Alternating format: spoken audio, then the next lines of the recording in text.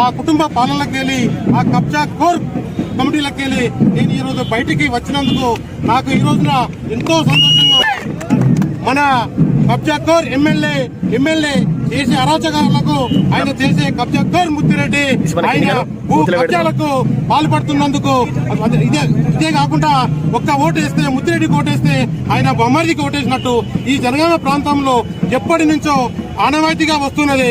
ఆ కాలంలో నాటిలో ఉన్నల లక్ష్మికి ఓటేస్తే మధుకర్ అని చెప్పి ముత్తిరెడ్డి యాదగిరెడ్డి ఓటేస్తే ఒక కబ్జా కోర్ రెండో కబ్జా కోర్ సంపత్ రెడ్డి గారు అదే రకంగా ప్రతి మండలంలో ఒకరు ఇద్దరు నాయకులను కబ్జా కోర్ అసిస్టెంట్లు పెట్టుకొని అతను పెద్ద ఎత్తున భూదందాలకు పాల్పడుతూ జనగామ ప్రాంతాన్ని పూర్తిగా అన్యాక్రాంతమైన ప్రాంతానికి మారుస్తా ఉన్నాడు.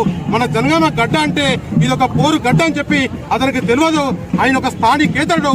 ఆ స్థానికేతన్ని మనం అందరం ఏకమై ఒక్క తాడి మీదకి వచ్చి తరిమి కొట్టేదాకా మనందరం నిరంతరం చరిద్దామని చెప్పేసి ఈ సందర్భంగా తెలియజేస్తా ఉన్నాడు.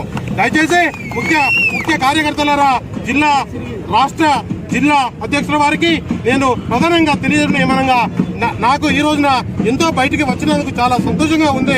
ఈ సంతోషంతో పాటు మీరందరూ నన్ను ఆహ్వానించినందుకు ఆస్వాదించినందుకు నాకు ఈ రోజున ఎన్నడూ లేని సంతోషం ఈ రోజున వ్యక్తం అవుతా ఉన్నది.